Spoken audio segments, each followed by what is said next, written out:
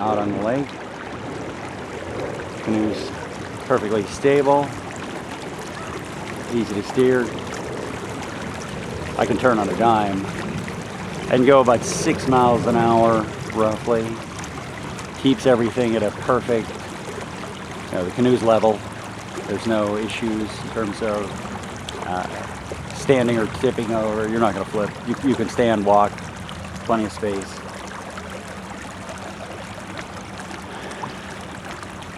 Perfect. Very easy navigation. And with one person even, you're totally level in the water. Well, maybe not perfectly, but it's really close.